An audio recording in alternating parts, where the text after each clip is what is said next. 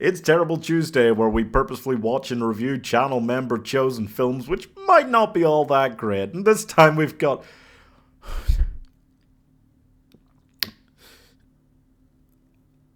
I will do whatever I need to do to end the scene.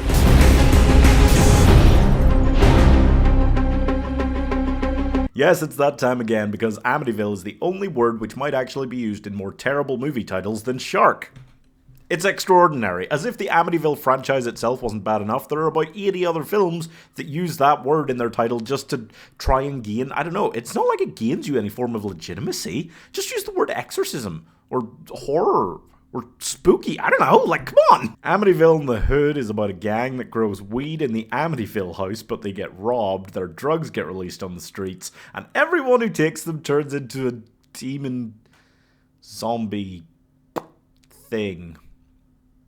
Did some, Catholic mums group make this, super religious people? It feels like that's got that energy, right? Like, oh my god, I tried weed, and now Satan has come for my soul. It's a film that feels like they shot 3 hours worth of content and then just found out how much of it was unusable later and cut it down, because it's 70 minutes long.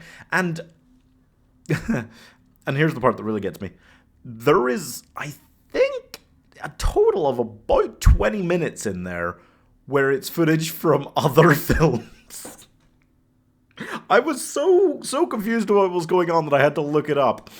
And the same people made Amityville Toy Box and Amityville Clown House, and they took about 20 minutes of footage, which is over a quarter of this film's total length, and used it as flashback scenes in this.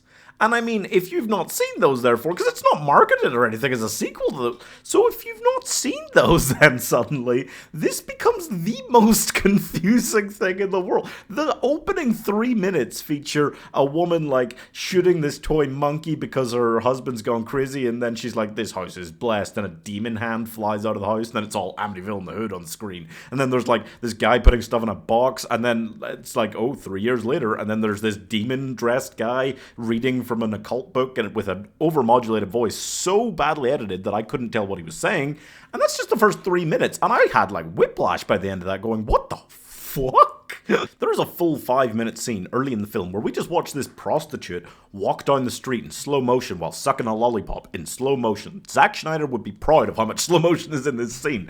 And then she gets to this place, barters with a doorman over the price of a blowjob for 5 full minutes. Let me ask you, if your film was 70 minutes in total length, would you spend a full 5 minutes on a scene that's doesn't only seem this irrelevant, but then the prostitute gets murdered in the next scene? She's not even an important character. And neither is the doorman. It is totally irrelevant. It just kind of happens. And that scene is longer than the total amount of time they spend on actually showing anyone that is possessed by the weed. I'm serious. The director of this film, I looked him up after, because I was just like, what else has this person actually made? He's made hundreds of films. He has averaged, about 15 films a year for the last decade.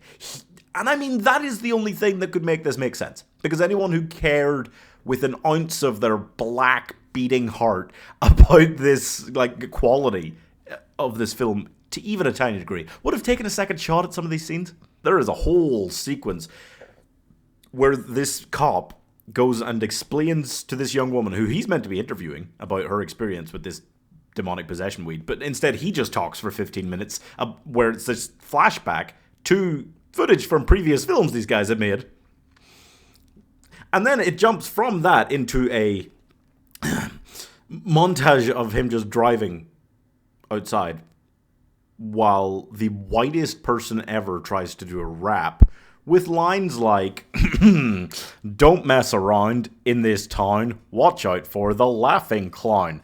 Pissed off ghosts are the hosts, freak me out, scream and shout, that's what Amityville's all about. And then it skips right after that to the finale. He Wasn't the cops, like, not even in Amityville? He, like, suddenly just gets a plane to Amityville in the last 10 minutes of the film and then just blows up the heist. Oh my god.